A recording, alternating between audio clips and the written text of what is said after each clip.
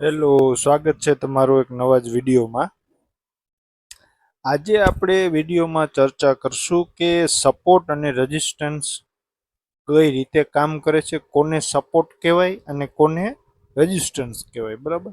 Resistance breakout કઈ રીતે થાય, ફેક બ્રેકઆઉટ છે કે પછી સાચું એકચ્યુઅલમાં બ્રેકઆઉટ થયું છે, સ્માર્ટ મનીને એન્ટ્રી થઈ છે કે નહીં, એ અંગે આપણે આજ વિડીયોમાં જોશું. આમ તો આપણે સપોર્ટ એન્ડ રેઝિસ્ટન્સ વિશે ઘણા બધા વિડીયોઝ જોયા હોય છે અને એના વિશે જાણતા પણ હોઈએ છીએ, પણ ક્યાંક ને ક્યાંક આપણે ભૂલ કરતા હોઈએ છીએ. એમાં એવું છે કે સપોર્ટ એન્ડ રેઝિસ્ટન્સ આખો જે સબ્જેક્ટ છે એ બહુ મોટો છે. એનું કારણ છે કે સપોર્ટ એન્ડ રેઝિસ્ટન્સ એક ટ્રેન્ડ લાઇનને પણ સપોર્ટ એન્ડ રેઝિસ્ટન્સ કહી શકાય. બરાબર.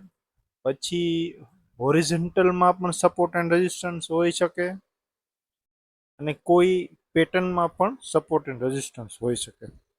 હું તમને અહીં એટલા માટે પાછળનો ચાર્ટ બતાવું છું કે સેબીના નવા નિયમ પ્રમાણે કરંટ 3 મહિના એટલે કરંટ 3 મહિનાનો જે ચાર્ટ છે એમાં તમે એનાલિસિસ કરી નહીં શકો એવો સેબીનો નિયમ છે. એટલા માટે હું તમને પાછળના ચાર્ટમાં લઈ આવ્યો છું. હવે આપણે સામાન્ય રીતે સમજશું સાવ સરળ અને સીધી ભાષામાં કે રેઝિસ્ટન્સ એટલે શું. આપણે રેઝિસ્ટન્સ કહીને થાકી ગયા હોય. બરાબર. તો રેઝિસ્ટન્સ એટલે શું, પહેલા તો હું તમને કોમ્પ્લિકેટેડ વસ્તુ એ બધી બંધ કરી દઉં, સાવ ક્લીન નેટ એન્ડ ચાર્ટ રાખું છું. બરાબર. હવે અહીંયા તમે જોવું, આ પણ હું કાઢી નાખું છું, આ પણ હું કાઢી નાખું છું.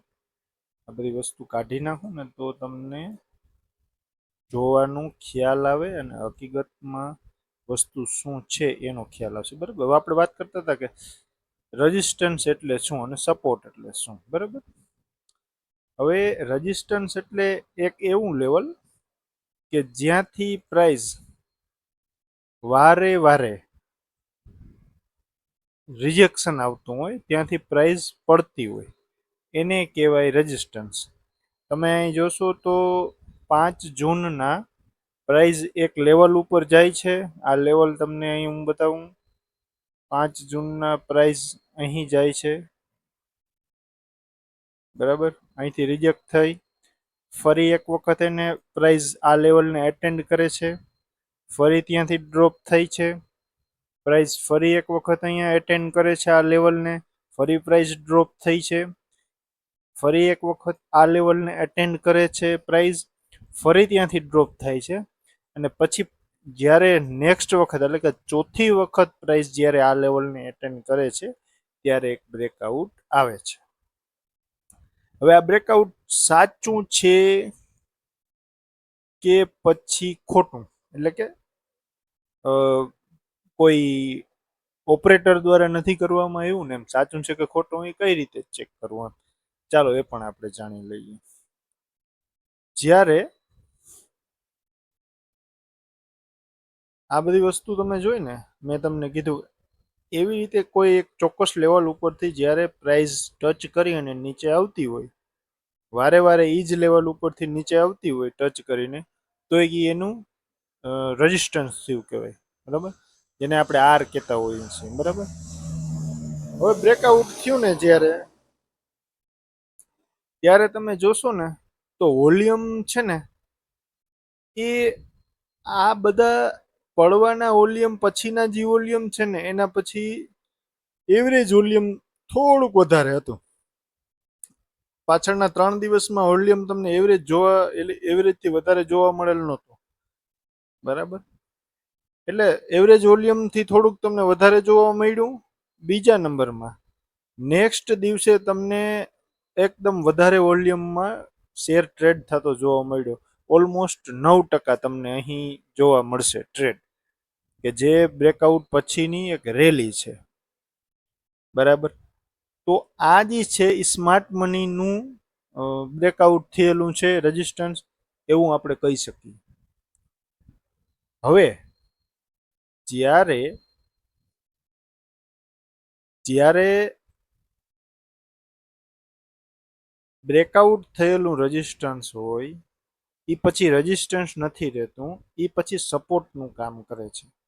અહીંથી પ્રાઇસ ઉપર નીકળી ગઈ એટલે પછી શું કર્યું એને, આગળ જતા ફરી એક રેઝિસ્ટન્સ બનાવે છે. રેઝિસ્ટન્સ એટલે મેં તમને જેમ વ્યાખ્યા આપી એમ એક ચોક્કસ પ્રકારનું લેવલ હોય ત્યાંથી પ્રાઇસ રિજેક્ટ કરે, ત્યાંથી પ્રાઇસ રિજેક્ટ કરે. જોવો તમે અહીંયા બરાબર, ફરી એક વખત અહીંથી બ્રેકઆઉટ મળે છે અને તમે એનું વોલ્યુમ પણ જોઈ શકો છો, એવરેજ વોલ્યુમ કરતાં વધારે છે. અગાઉ આ બ્રેકઆઉટ થયા પછી વોલ્યુમ સાવ ડાઉન થઈ ગયું હતું વોલ્યુમ. એનો મતલબ એવો કે અહીં સ્માર્ટ મની છે એ રિટેલ ઇન્વેસ્ટરને ટ્રેપ કરતા હોય છે, ન વેચે, ન પડવા દે, ના ઉપર ચડવા દે ભાવને. એટલે આ એક રેઝિસ્ટન્સ થયું, એને બ્રેકઆઉટ આપ્યું સારા વોલ્યુમ સાથે, પછી ત્યાંથી શેર ફરી પાછો એક અપ દિશામાં મૂવમેન્ટ આપે છે બરાબર. તો આવા જે જો એક ચોક્કસ પ્રકારના લેવલને ટચ થઈને પ્રાઇસ પડતી હોય એને એક રેઝિસ્ટન્સ કહેવાતું હોય, અને રેઝિસ્ટન્સ બાદમાંથી બ્રેકઆઉટ થયા બાદ સપોર્ટનું કામ કરતું હોય. હવે તમને અહીંયા આગળ એક વસ્તુ દેખાડું, જો આ પણ એક રેઝિસ્ટન્સ છે. આપણે કઈ ટ્રેન્ડ લાઈન દોરીએ, ઓકે. પ્રાઇસ રેઝિસ્ટન્સ એક ચોક્કસ પ્રકારના લેવલને ટચ કરી અને નીચે આવે છે.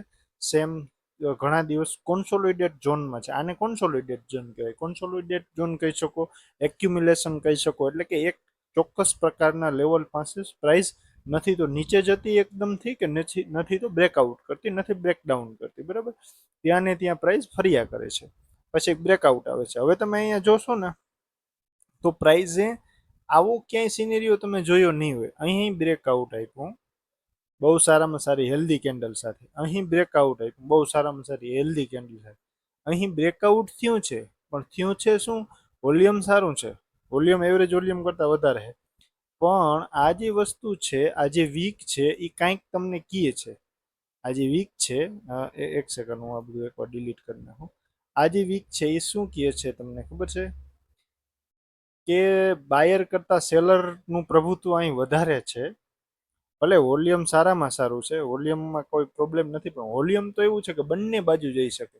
સેલ બાજુ પણ લેખાય અને બાય બાજુ પણ લેખાય બરાબર. તો આ જે વીક છે, આ જે વીક છે એ વીક છે ને એ એમ કે છે કે અહીંથી થોડીક પ્રાઇઝમાં નબળાઈ આવી શકે છે બરાબર. પછી આપણે સતર્ક થઈ જવાનું કહે છે આ. હવે આ આખે આખું શું થયું, એક્યુમ્યુલેશન ઝોન અથવા તો કોન્સોલિડેશન થયું બરાબર. હવે મેં તમને કીધું આ જેમ રેઝિસ્ટન્સ હતું, બ્રેકઆઉટ થયું, થોડુંક નબળું હતું, એટલે આ રેઝિસ્ટન્સમાંથી હવે સપોર્ટનું કામ કરશે. એટલે આ જે પ્રાઇસ હતી એ અહીં સપોર્ટ લેવલ ઉપર આવી બરાબર. સપોર્ટ લેવલ ઉપર આવી, સપોર્ટ બ્રેક કરી દીધો, પાછું જેને કહેવાય ને કે રીટેસ્ટ કર્યું અને પછી ત્યાંથી એક રેઝિસ્ટન્સ બનાવે છે, ફેસ નથી થઈ શકતું, ત્યાંથી ડાઉન આવે છે બરાબર. પછી એ સિલસિલો સતત કન્ટિન્યુ ચાલુ રહે છે. જો એ સિલસિલો સતત ચાલુ રહે છે. જો આ એક રેઝિસ્ટન્સ થઈ ગયું, ડાઉનફોલ આવ્યું, અહીં સપોર્ટ હતો, નીચે આવ્યું, એક રજિસ્ટ્રેશન આખે આખું રેઝિસ્ટન્સ હતું તે ફેસ કરે છે. પણ આ જે ગાળો જે છે ને મિત્રો, આ ગાળો બહુ મોટું કોન્સોલિડેટ ઝોન છે, બહુ મોટું એક્યુમ્યુલેશન ઝોન છે. જો એકદમ ઓછામાં ઓછું કેટલું એ હું તમને કહું, એક સેકન્ડ. અહીંથી આપણે એના મેઝરમેન્ટ ટૂલ્સ છે તે લઈ લઈએ.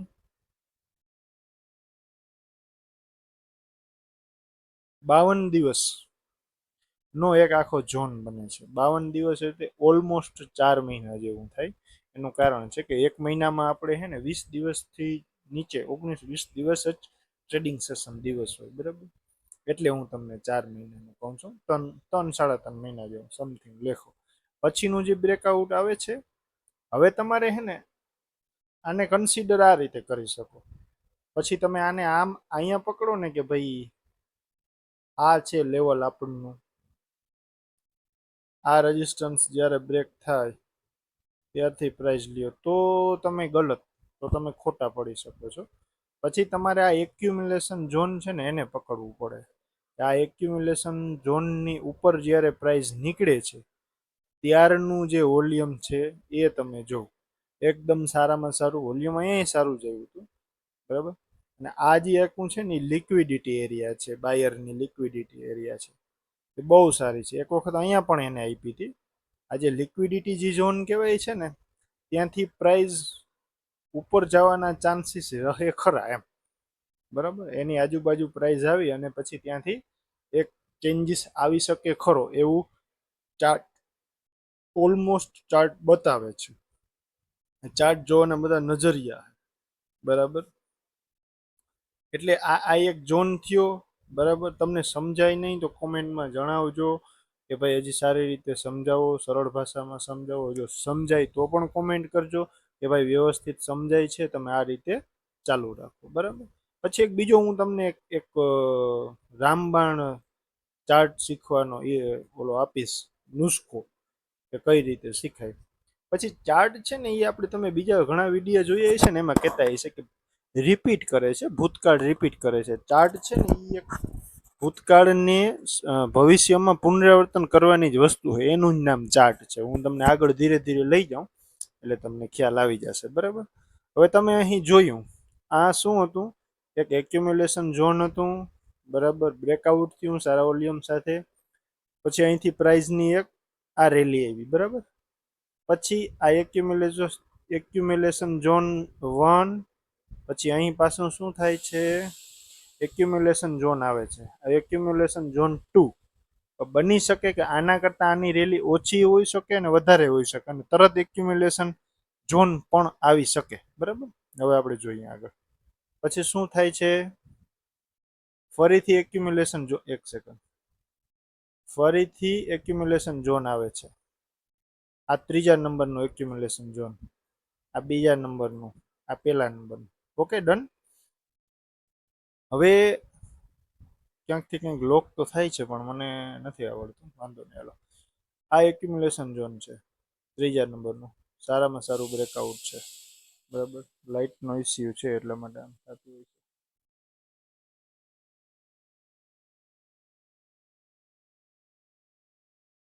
એક્યુમ્યુલેશન ઝોન ત્રીજા નંબરનું ડન. પછીનું તમે બ્રેકઆઉટ જોવો,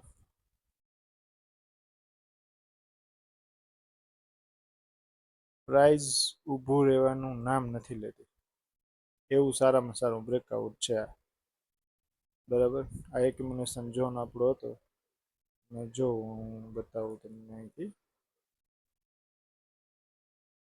50% જેવી પ્રાઇસ મૂવ આપી અહીંથી. કહેવાનો મતલબ રેઝિસ્ટન્સ, બ્રેકઆઉટ, આ બધી વસ્તુ આપણે જોતા ઘણી વખત હોઈએ પણ આપણને ખ્યાલ નથી હોતો, બરાબર. તો આનું જે રેઝિસ્ટન્સ હતું એ શું થયું? એક્યુમ્યુલેશન ઝોન થયા પછી આ રેઝિસ્ટન્સ હતું એ બ્રેક થઈ ગયું. હવે અહીંયા રેઝિસ્ટન્સ છે, આ એને બ્રેકઆઉટ કર્યું. હવે મેં તમને કીધું એમ રેઝિસ્ટન્સ છે, અહીંયા કેમ સપોર્ટનું કામ કરતું હતું, સપોર્ટ તૂટી ગયો, પછી એક એક્યુમ્યુલેશન ઝોન બન્યું, પછી ત્યાંથી બ્રેકઆઉટ આપ્યું. એવી જ રીતે અહીંયા પ્રાઇસ ઘણો સમય, અહીંયા પણ આપણે જોઈ લઈ કે રેન્જ કેટલા દિવસ સુધી આ પ્રાઇસ પાસે રહી, અને પછી આ પણ 57 દિવસ જોઉં તમે, આ પણ 57 દિવસ પ્રાઇસ એક જ લેવલ પાસે એમને કન્ટિન્યુ કોન્સોલિડેટ ઝોનમાં રહ્યું છે. પછી એને બ્રેકઆઉટ આપ્યું, પછી જે એ જ લેવલ જે પહેલાં રેઝિસ્ટન્સનું કામ કરતું હતું એ જ લેવલ પછી સપોર્ટમાં ફેરવાઈ ગયું છે. પછી ત્યાંથી મૂવ સારામાં સારો એક અપટ્રેન્ડમાં આવ્યો છે. હવે આપણે વાત કરશું કે આ સિવાય સપોર્ટ અને રેઝિસ્ટન્સ કઈ રીતે કામ કરે છે. આ ઓરિજિનલ લાઈન તો થઈ ગયું છે, ચાલો બીજી કઈ રીતે સપોર્ટ અને રેઝિસ્ટન્સ કામ કરે છે એ આપણે આમાં જોઈએ, બરાબર. એટલે આપણને ખ્યાલ આવશે. આપણે 2024 ચાલે છે ને, હા, ઓકે, ડન. જો અહીંયા તમને એક હોરિઝોન્ટલ લાઈન હું તમને દોરી બતાવું.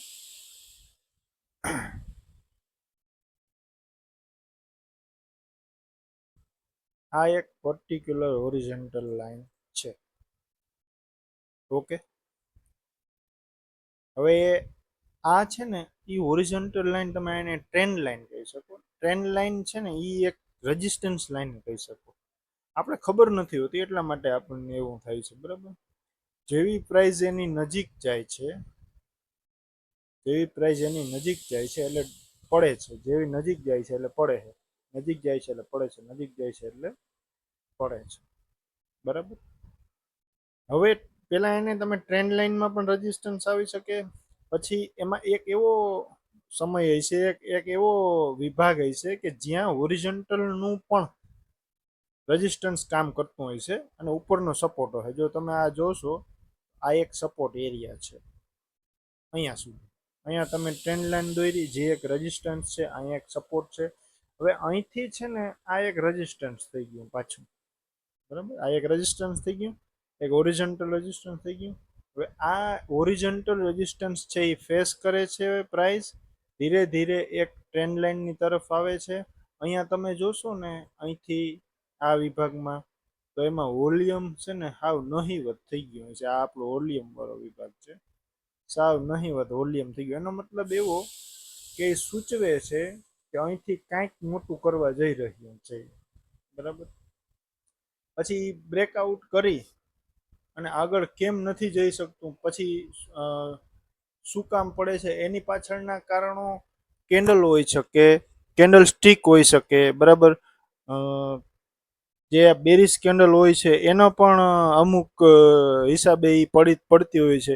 બેરિશ બુલિશ જે કેન્ડલ હોય છે એના હિસાબે પણ પડતી હોય છે, બરાબર. પણ કહેવાનો મતલબ, આ જે રેઝિસ્ટન્સ છે એને ફેસ કર્યા પછી ટાર્ગેટ તમને સ્વિંગ હાઈ સુધીનો આપે છે. આપણું સ્વિંગ હાઈ આ છે, બરાબર.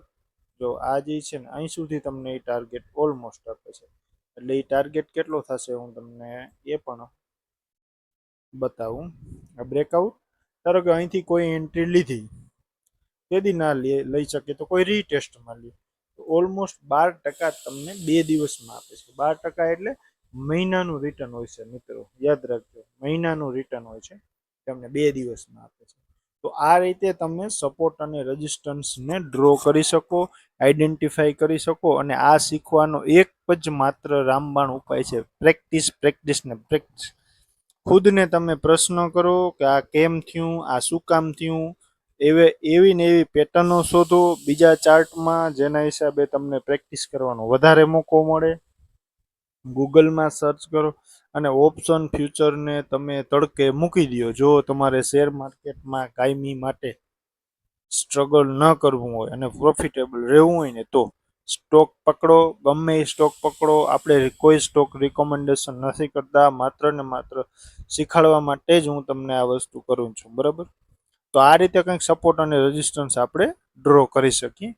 નેક્સ્ટ વિડીયોમાં મળીએ, ત્યાં સુધી આ વિડીયોને તમે જોવ, પ્રેક્ટિસ કરો, શેર કરો, અને જો નવા વ્યુઅર્સ હોવ તો તમે સબસ્ક્રાઈબ કરવાનું ના ભૂલતા. Thank you.